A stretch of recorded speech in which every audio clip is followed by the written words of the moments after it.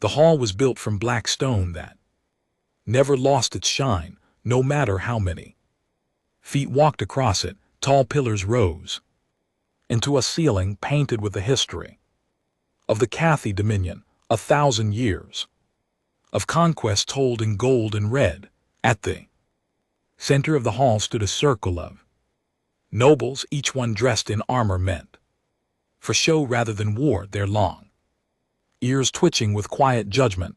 They were waiting for the vote. Princess V30 stood at the edge of that circle, her spine straight, her hands folded in front of her in the way she had been taught since she was a child. She did not look at the nobles, she looked past them at the empty throne that should have already been hers. She has no Sebath, said Lord Dask, the oldest voice in the room. He did not bother to lower it.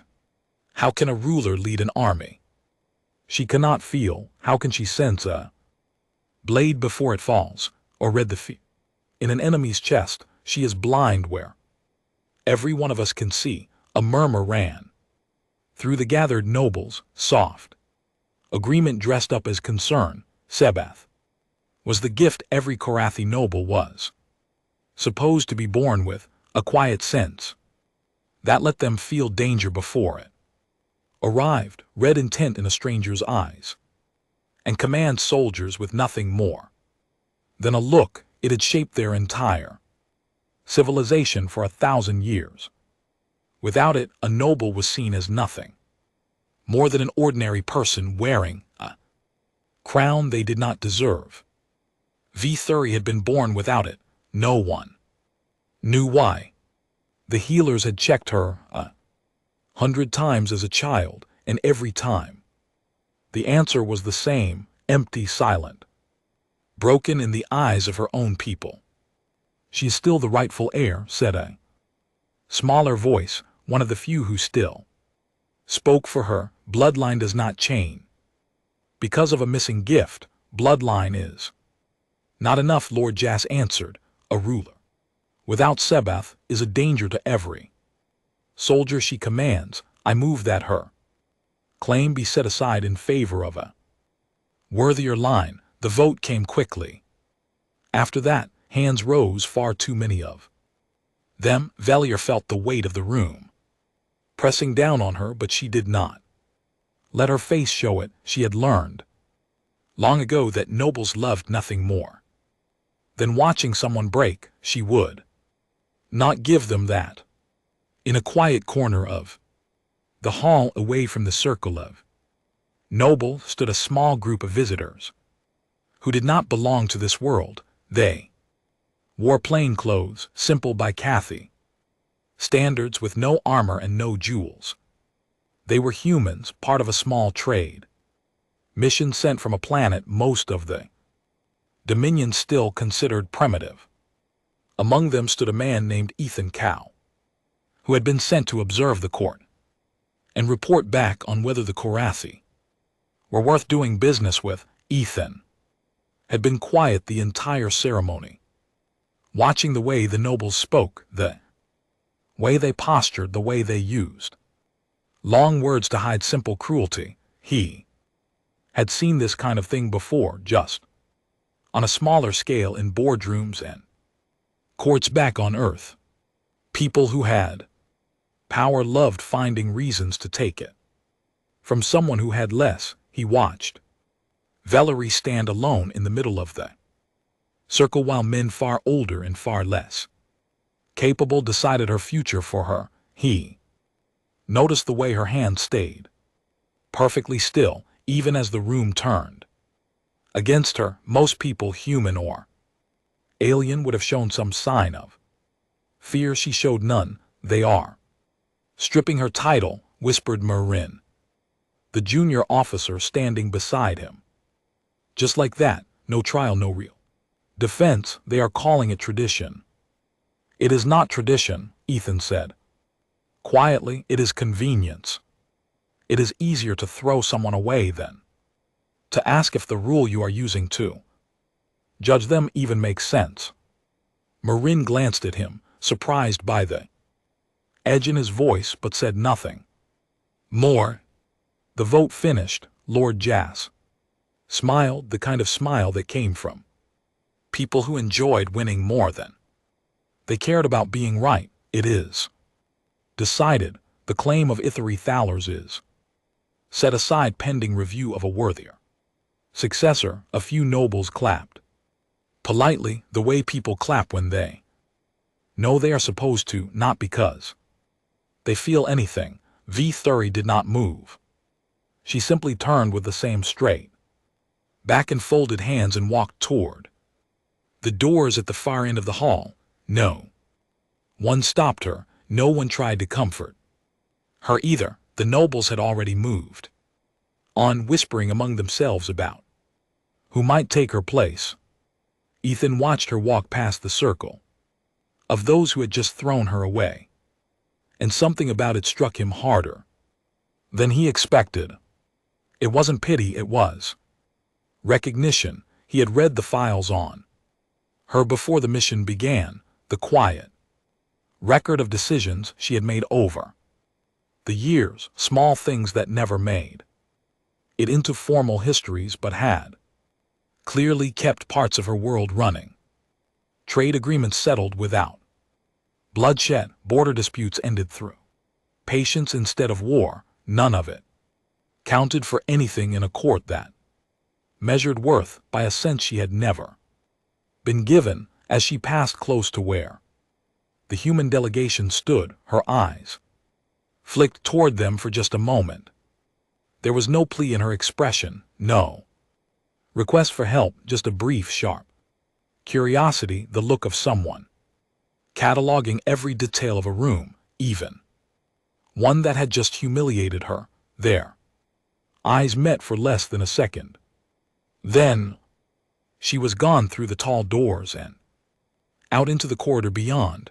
That was brutal, Marin muttered once the door had closed. They didn't even let her speak. They didn't want her to speak. Ethan said if she spoke, people might actually listen. Easier to vote first and ignore the consequences after. Lord Dask's voice rose again behind them, already discussing logistics for finding a worthier heir, as if Vither's entire life could be filed away and forgotten in the same afternoon. Ethan found himself studying the room with new eyes, the polished armor, the careful posture, the way every noble seemed more interested in appearing powerful than actually being useful. He thought about Earth's own history, the long stretch of centuries where humans had no special gift to rely on either. No shortcut that let the strong sense danger before it came. Humans had built everything they had through stubbornness, mistakes, and the slow work of figuring things out the hard way. It hadn't made them weak. If anything, it had made them dangerous in ways no one expected, because nothing about their success had ever been guaranteed. He wondered, watching the doors Valori had disappeared through, snorts, whether the Korathi had any idea what they had just done. They had taken a crown away from someone for lacking a sense that told her where danger was coming from. They hadn't considered even for a moment that she might have spent her entire life learning to find danger.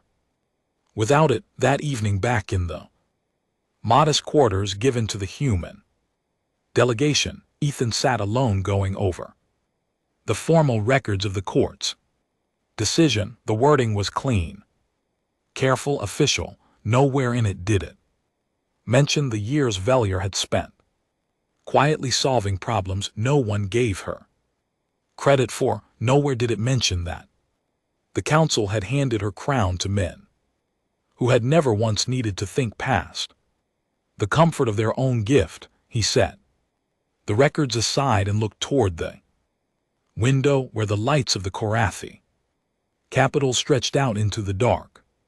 Somewhere out there, a princess who had just lost everything was probably sitting in a room much like his own. Trying to decide what came next, Ethan didn't know yet what he was going to do. But he knew with a kind of quiet certainty he rarely felt this early that he was not going to let this be the end of her story, not without at least trying to do something about it. The mission had come here to talk about trade. It seemed now that it might end up talking about something else entirely.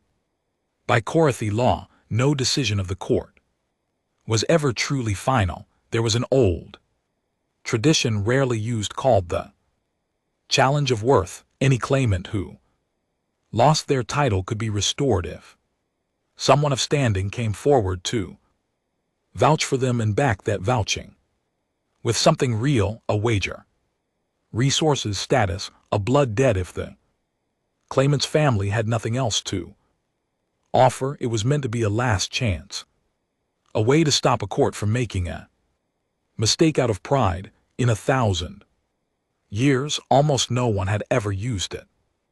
Vouching for a discarded heir meant risking your own name on someone the entire court had already judged unworthy. No Korathi noble would dare it. For a princess without Sebath, it would be the same as throwing your own reputation into a fire. Ethan Cal had read about the challenge of worth the night before, buried deep in the formal records of Korathi law that the trade mission had been given as background material. He had read it twice, then a third time, just to make sure he understood it correctly. The next morning he walked into the great hall before the court had even finished gathering and asked to be heard. Room went quiet in a way that felt almost insulting. A few nobles laughed before he even opened his mouth, the kind of laugh that came from people who already knew what they thought of him. The human wishes to speak, Lord Drosk said, amused. About trade routes, no doubt. About the challenge of worth, Ethan said, I am invoking it on behalf of Earth for Vili Thal. The laughter stopped. For a moment no one in the hall said anything at all. You misunderstand the custom, Drax said, slowly as if speaking to a child. The challenge requires the claimant be vouched for by someone of standing. You are not Korathi. Your species has no standing here.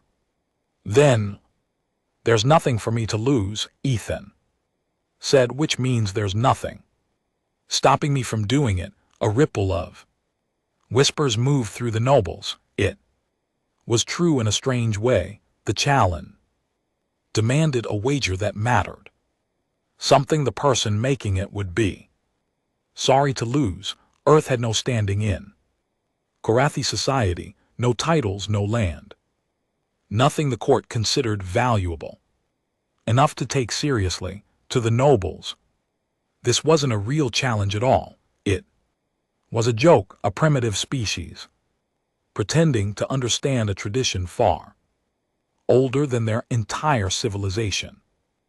Lord Jas smiled the same way he had smiled the day before. Very well, if the human wishes to embarrass himself, the court will allow it. What do you offer as your wager? Ethan had thought about this carefully. Earth's full diplomatic mission. If V30 fails whatever trial this court designs, our mission leaves. No trade agreement, no further contact. You will have proven in the eyes of your own people that humans understand nothing about honor or worth, and you will never have to deal with us again. It was a real risk, and everyone in the room understood it. The Korathi were curious about Earth, even if they hid it behind contempt, losing all contact with a new species, even one they considered beneath them, was not nothing. And if she succeeds, someone asked, then her claim is restored fully. No more debate, no more votes. You accept it the same way you would accept it from one of your Own, the court murmured among themselves, weighing the offer the way. Kathy Nobles weighed everything, looking for the angle that benefited them most. In the end, Lord Jas agreed, mostly because he could not imagine losing. Seathless princess helped by a species with no special gift of its own against whatever trial the council chose to design. It seemed impossible that she could win. The challenge was accepted. V30 would have one lunar cycle to prove her worth. She found Ethan later that day in a quiet garden near the human quarters, the kind of place where the air smelled like something close to rain. She did not greet him kindly. Why did you do that? She asked, her voice sharp. You don't know me. You don't know what I'm capable of. You risked your entire mission on a guess. It wasn't a guess, Ethan said. I read your record, years of trade decisions that kept your border provinces from starving, a dispute with the VN settlement that you ended without a single soldier dying while 3 other Korathi commanders tried and failed. Before you, none of that ever showed up in the court's vote yesterday because none of it had anything to do with Zebeth. V30 studied him for a long moment. The same sharp curiosity he had seen in her eyes the day before. You think kindness is a strategy. I think you've been doing the job for years without anyone noticing. Ethan said, I think the court mistook a missing sense for a missing mind. That's not charity. That's just paying attention. She was quiet after that, though her suspicion didn't fully disappear. And what happens to your mission if I fail? Then we leave. Simple as that. You would risk your own people's future on me. I'm risking it on the idea that the way your court measures worth is wrong, Ethan said. If I'm right about that, I'm also right about you. V30 looked away from him toward the dark garden stretching out beyond the path. The council will not make this easy. They will design a trial meant to break me, not test me. I know you don't understand what you've agreed to. Maybe not all of it, Ethan admitted, but I understand enough. Back on Earth, we don't have anything like Seth either. No sense that warns us before danger arrives. We've spent our whole history figuring things out the hard way, through mistakes, through stubbornness, through paying very close attention to things other people overlook. It hasn't made us weak. I think it might be useful to you now. For the first time since they had met, something in Veriri's expression shifted. Not trust exactly, but something close to consideration. You're saying you can teach me to fight without a sense I was never meant to have? I'm saying you've probably already been doing it your whole life in smaller ways no one gave you credit for. I just want to help you do it on a bigger stage where they can't pretend not to notice.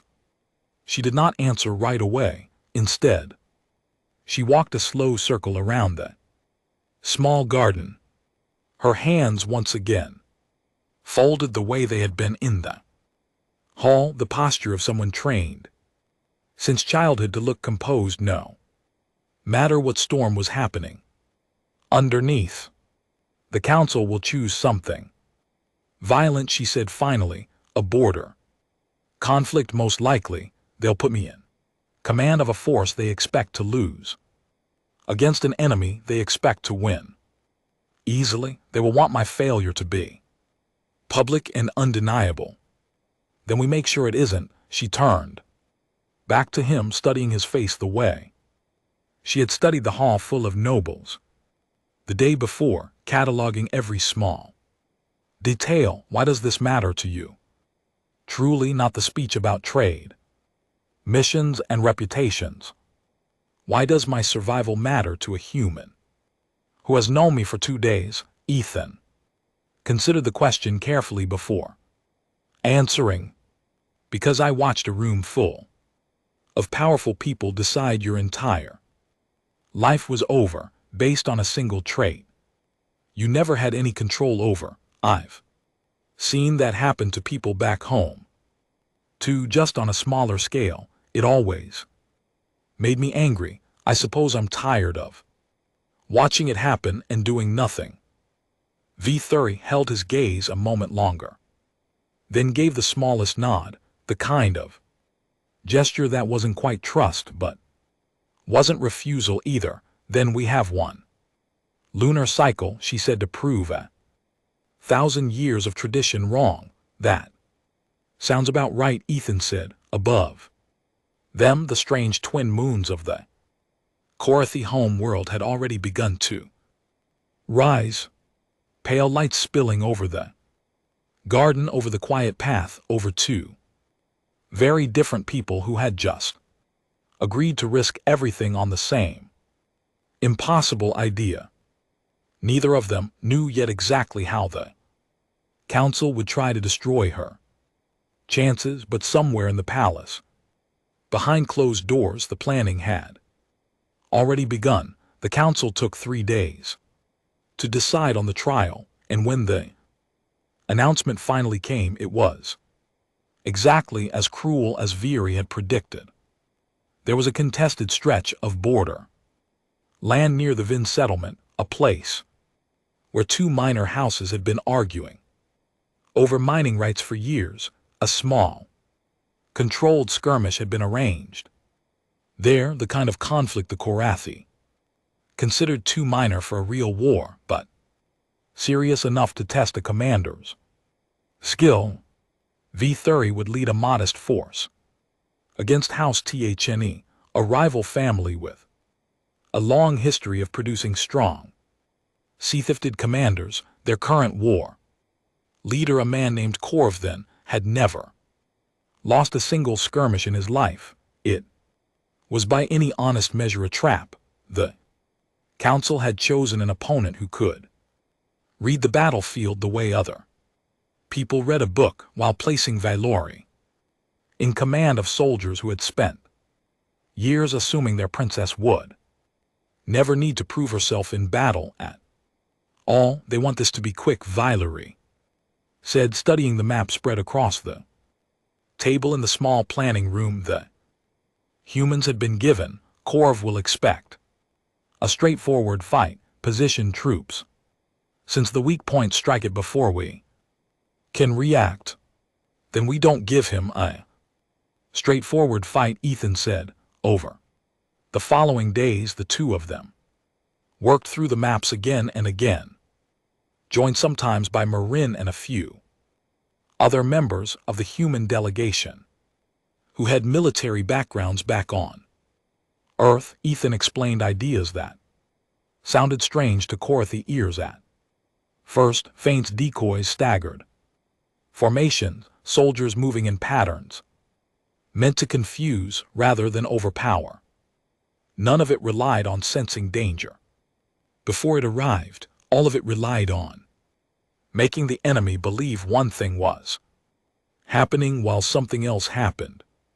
Instead, you're describing deception, Velier said on the second night, looking over a diagram of a fake troop movement meant to draw Korv's forces toward an empty ridge. I'm describing planning, Ethan said. Your commanders have never needed deception because Sevath usually tells them where the real threat is.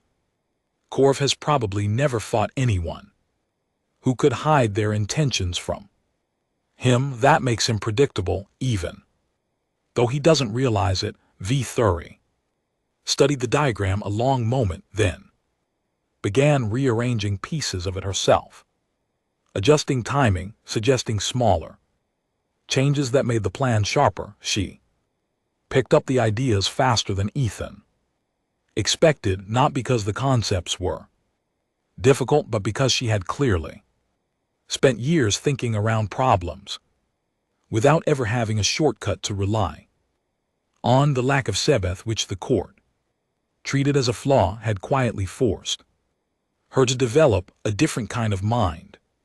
Word of the coming trial spread through the capital, and with it came new dangers. A noble named SciFiStories, distantly related to House THNE and fiercely opposed to Vithuri's bloodline, ever returning to power, began making quiet visits to certain corners of the palace, corners far from where the official council met. Ethan first noticed something was wrong 3 nights before the skirmish, when one of the human delegation's junior staff members mentioned almost in passing that a kitchen worker had been asking unusual questions about Vithur's evening schedule. It was a small thing, easy to overlook. Ethan did not overlook it.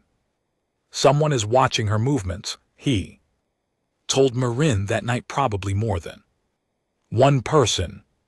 You think the council would risk an assassination in the middle of a formal challenge? Marin asked. Not the council, Ethan said. Someone who doesn't want her to live long enough to even reach the trial. He raised his concerns with Vithuri the next morning, expecting her to dismiss it the way nobles often dismissed warnings they didn't want to hear. Instead, she went very still. SciFiStories, she said quietly, he has wanted my bloodline gone since before I was born. If I die before the trial, the challenge ends automatically, and your mission's wager becomes meaningless. No one would even need to prove I was unworthy. I would simply be gone then. We don't let that happen, Ethan said. For the next 2 nights, members of the human delegation quietly rotated through the corridors near Vithur's quarters, dressed in plain clothes, doing nothing that looked like guard duty to anyone watching. Ethan took the final shift himself the night before the skirmish was set to begin, sitting in a shadowed alcove with a clear view of her door. It was well past midnight when he noticed the servant moving too carefully through the hall, footsteps too quiet for someone simply doing late chores, eyes scanning the corridor in a way no real servant would bother to. Ethan didn't have Sebath, he didn't need it. He had spent years learning to notice exactly this kind of small wrong detail, the same instinct that had kept him alive through difficult postings back on Earth. He stepped out of the alcove before the servant reached the door, blocking the path with nothing more than his presence. You're a long way from the kitchen. The servant's calm broke instantly, and what followed was brief and clumsy. A hidden blade revealed too late, a struggle that ended with palace guards arriving within minutes, drawn by the noise. The would-be assassin was taken into custody and under questioning admitted to receiving instructions from someone close to SciFiStories, though Vine himself had been careful enough to leave no direct proof connecting him to the order. Vithuri stood in the corridor afterward, looking at the spot where the confrontation had happened, her expression unreadable. They were always going to try something like this, she said. I should have expected it sooner. You did expect it, Ethan said. You told me his name the moment I mentioned someone was watching you. Snorts. You just didn't expect anyone to actually stop it, and yet you did, she said, studying him with that same sharp curiosity. From the garden, though, something in it had shifted, grown quieter, more genuine, without any sense warning you. You simply noticed. That's all it ever takes most of the time, Ethan said. Most danger doesn't announce itself with some special feeling. It just looks slightly wrong if you're paying attention. She was quiet for a long moment, looking down the corridor where the guards were still finishing their work. The council will say nothing of this, and assassination attempt during a challenge would embarrass them, even if they had no part in ordering it. They will bury the story entirely. Then we don't need them to acknowledge it, Ethan said. We just need you alive for the trial. The next morning, word reached them that the skirmish would begin within hours. There was no time left to plan further, no time to second guess the work they had already done. V-30 dressed in simple armor, nothing like the ceremonial plating worn by Korath commanders who relied on Sevath to feel safe in battle. She wanted to move freely, to think clearly, to lead without the weight of tradition slowing her down. Before she left for the staging ground, she paused at the door, looking back at Ethan one final time. If this fails, she said, it will not only be my name that suffers. It won't fail, Ethan said. Not because I'm certain of the plan, because I'm certain of you. She held his gaze a moment longer, then turned and walked out to face an enemy who had never lost a single fight in his life, carrying with her a strategy built from a species that had never needed a sixth sense to survive its own long history of conflict. Somewhere across the contested border, Korv Thne was already moving his forces into position, fully confident that whatever the Seathless princess attempted, his gift would see it coming. Long before it arrived, he had no idea how wrong he was about to be. Contested border ran through a stretch of dry, rocky hills broken by narrow ravines and a scattering of old mining structures that no one had used in years. It was not a place built for armies, which made it the perfect place for an unfair fight. Korv Thrawn's forces held the higher ground, a position any commander with eyes could see was strong. V-30's forces, smaller and far less experienced, took up position in the lower valley, exactly where the council had expected them to be crushed within the hour. Korv watched the valley from his ridge with the calm confidence of a man who had never once needed to guess what an enemy would do. His Sebath stretched out across the battlefield like an invisible hand, brushing against the presence of every soldier below, every shift in formation, every small movement that might signal an attack. He could feel the location of every unit Veery commanded almost as clearly as if he were standing among them. What he could not feel was intention. Sebath told him where people were. It did not tell him what they were planning to do, not exactly, not when. The plan itself was built around confusing what were even meant.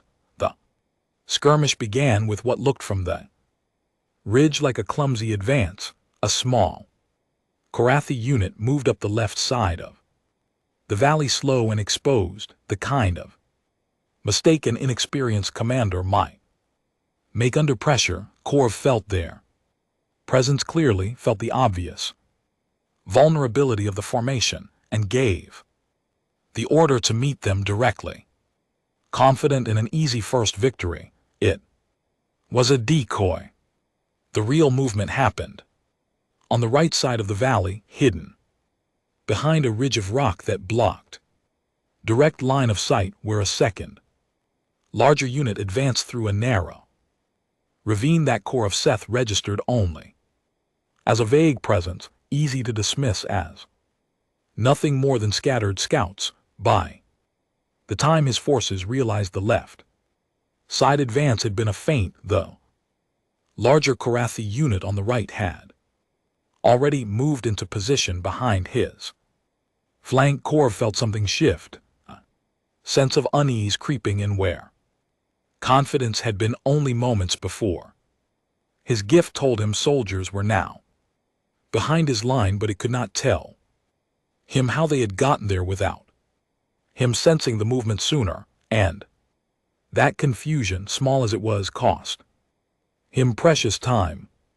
In the command position at the center of the valley, V-30 watched the battle unfold exactly as planned, relaying small adjustments through quiet signals rather than shouted orders, the same way Ethan had taught her over the past days. She did not have Sebeth to tell her where the enemy's weak point was. She had built the weak point herself through patience and timing, the way a person solves a puzzle they cannot simply feel the answer to. He's pulling reserves back to cover the flank, she said, watching the distance shift in enemy formation. Exactly as expected. Beside her, Ethan studied the same movement through a small set of field optics borrowed from the human delegation's equipment, which means his front line just got thinner. Then we press it, Velier said, and gave the order. The center push was the riskiest part of the plan. Snorts a direct advance against weakened but still dangerous defenses. It depended on timing being almost exact on the flank, pressure forcing exactly enough hesitation in the enemy's response.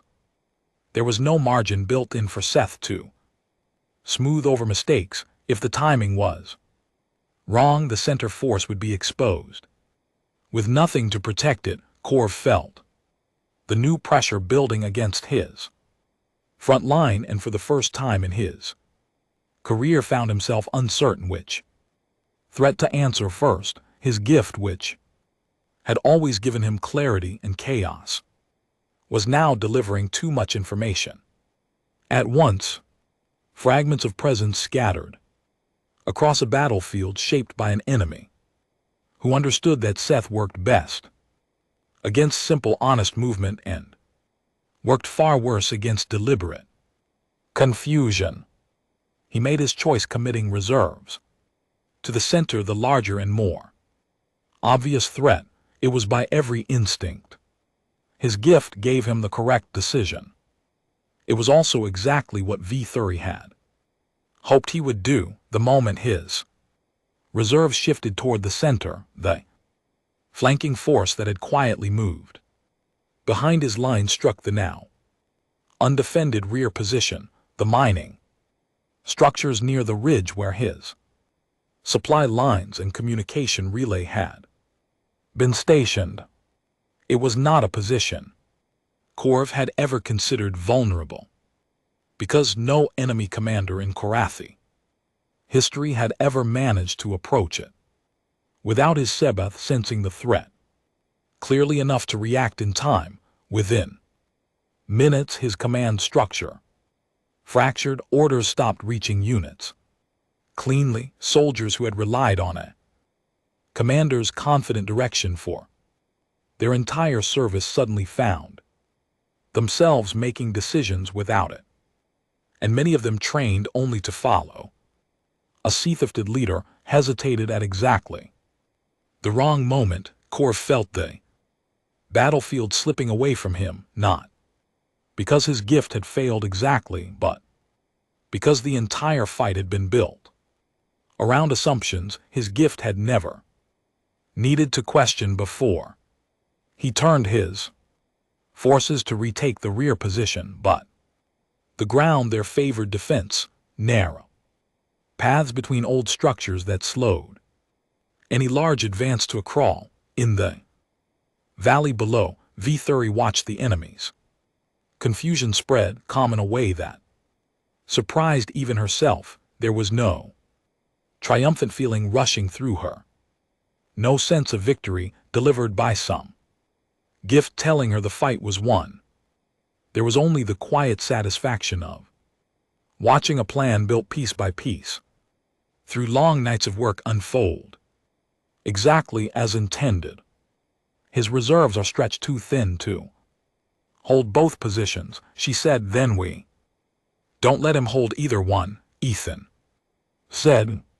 The final push came not as a single dramatic charge, but as a series of smaller coordinated movements designed to keep Korv's remaining forces reacting instead of acting, each small advance forcing another decision, another moment of uncertainty for a commander who had never needed to operate without total battlefield awareness. By the time the sun had moved fully overhead, Korv Thren's forces had been pushed back from both the ridge and the rear position, their formation broken into scattered groups too disorganized to mount any further coordinated defense. Korv himself stood alone near the abandoned mining structures, his Sebath still reaching out across a battlefield that no longer made sense to him, sensing presence without ever understanding intention. Exactly as Ethan had predicted days earlier, he had lost not because his gift had betrayed him, but because an enemy had finally appeared who understood its limits better than he ever had. When the formal end of the skirmish was called, the council's observers sent to witness what they had assumed would be a quick and humiliating defeat stood in uncomfortable silence. At the edge of the valley, they had expected Viri's failure to be obvious and undeniable. Instead, they were watching a Sevathless princess stand at the center of a battlefield she had won through patience, planning, and an idea borrowed from a species they had dismissed as primitive only days before word of the skirmish's outcome reached the capital within hours, spreading faster than the council could control. The story that traveled was not one of luck or accident. It was the story of a princess who had been told her entire life that she could not lead without a gift she never had, and who had proven on a battlefield designed specifically to destroy her that the gift had never been the only way to win. Sarak Vine, watching the reports from his private chambers, said nothing to anyone for a long while. His plan to remove the before the trial had failed, and now the trial itself had failed to deliver the result he needed. Whatever he intended to do next, it would have to be something far more direct than a quiet servant in a dark corridor. Back in the valley, as the last of Korv's scattered forces withdrew, Vithari stood looking out over the battlefield, the weight of the day finally settling over her now that there was no one left to perform composure for. It worked, she said quietly, almost as if she did not quite believe it herself. It worked because you made it work, Ethan said. I just helped you see a different way to look at the problem. She turned to him, something steady and new in her expression, the look of someone who had spent her entire life being told what she lacked, finally standing in proof of what she had never lacked at all. The council will not be pleased, she said. No, Ethan agreed. I imagine they won't be. Neither of them knew yet how far Sarak Vine was willing to go now that quieter methods had failed, but for the first time since the challenge had begun, Villery walked off that battlefield not as someone waiting to be judged, but as someone who had already answered the only question that mattered. The succession court reconvened 3 days after the skirmish in the same black stone hall where Vithuri had been stripped of her claim. This time the room felt different. The nobles still wore their fine armor, still postured the way they always had, but there was a stiffness in the air, a sense that the easy certainty of the last gathering had cracked somewhere along the way. Lord Jask stood at the center of the circle, the same place he had stood when he first called for Viri's removal, though his voice carried Less weight now than it had before.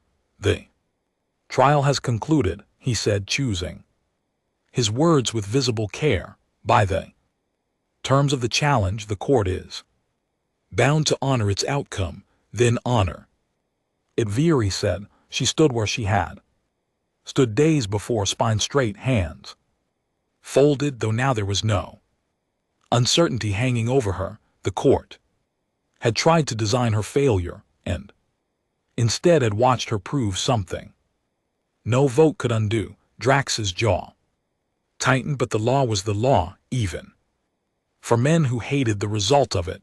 The claim of Velthari Thalresh is restored fully, no further review. A few nobles clapped, the same polite hollow sound from before, though this time it felt different, like applause given out of obligation rather than approval. Others said nothing at all, simply watching, with expressions caught somewhere between disbelief and quiet respect.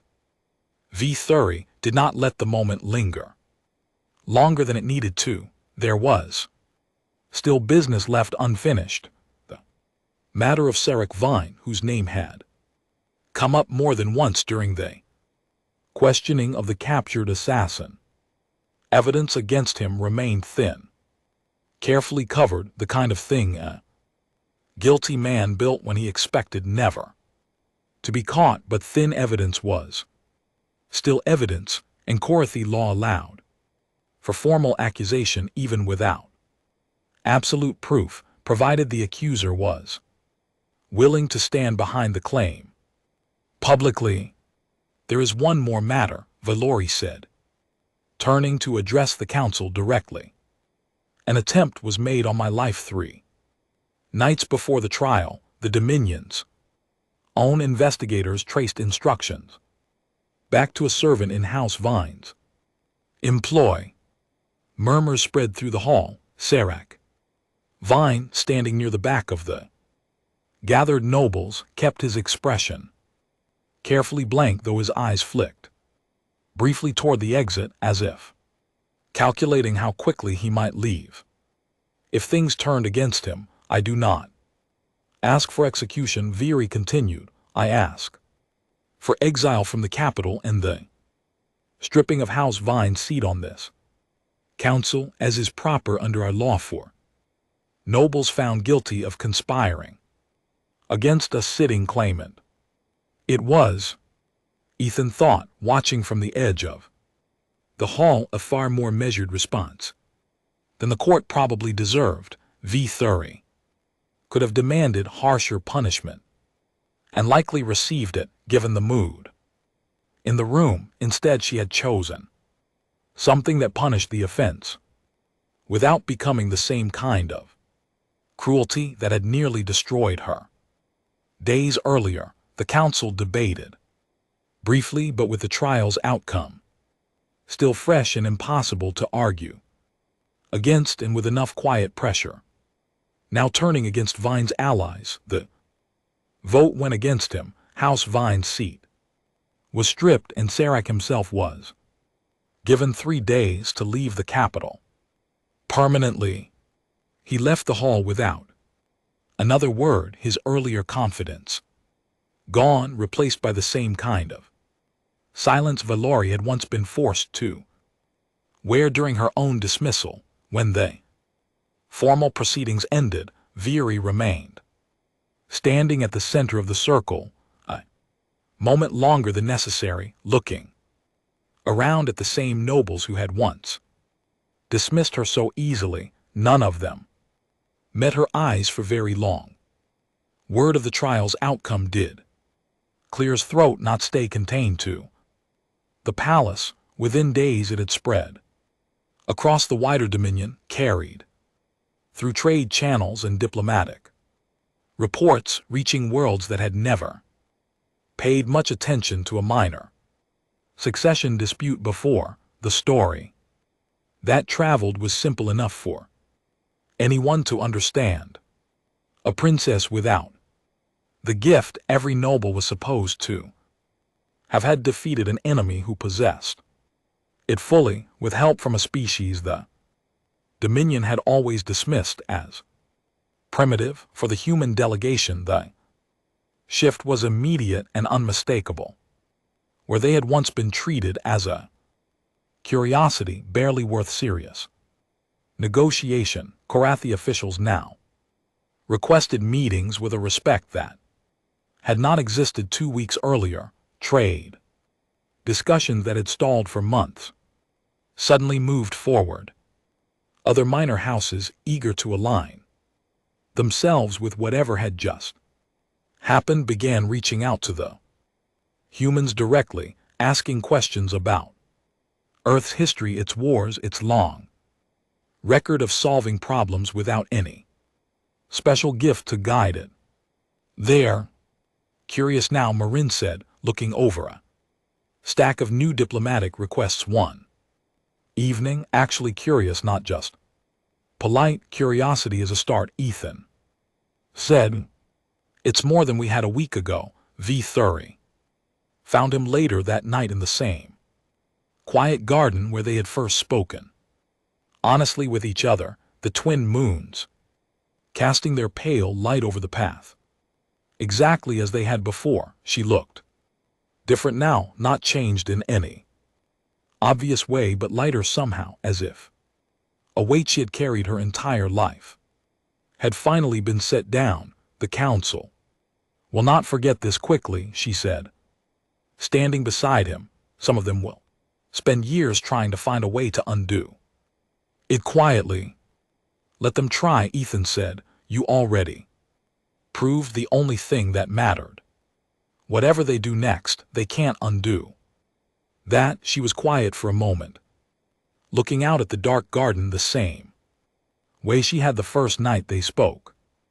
I have spent my whole life being told what I was missing. No one ever asked what I might have built instead to make up for it. For what it's worth, Ethan said, I think what you built was better than what they had. Very turned to look at him, the sharp curiosity from their first meeting still present in her expression, though softened now into something closer to genuine warmth. You risked everything on a guess about a stranger. I told you before it wasn't a guess. No, she said slowly. I suppose it wasn't. They stood together in the quiet garden a while longer, saying little else, simply sharing the kind of comfortable silence that comes only after two people have survived something difficult side by side. Neither of them spoke yet of what might come next, whether for the fragile new trust growing between their two peoples, or for whatever understanding had quietly formed between the two of them. There would be time for that later. In the weeks that followed, the Dominion's formal court records were quietly amended, a small addition to the ancient laws governing succession, noting that demonstrated skill and judgment could stand as legitimate proof of a claimant's worth, even in the absence of Sebath. It was a narrow change, easy to overlook in the larger sweep of Korathi law, but it was there, written into history, because one princess had refused to accept that a missing gift meant a missing right to rule, far from the palace, on a planet most of the galaxy had only just begun to take seriously. News of the trial reached Earth through the usual slow channels of diplomatic reporting. Most people read it as a minor success in an unfamiliar alien court, interesting but distant. Few paying closer attention understood it as something more, the first real proof that humanity's quiet, stubborn way of solving problems built without any shortcut to rely on was about to matter a great deal more among the stars than anyone back home had expected. And somewhere in the Cathy capital, princess once dismissed by every noble in her court stood ready to rule a future no one had thought she would live to see.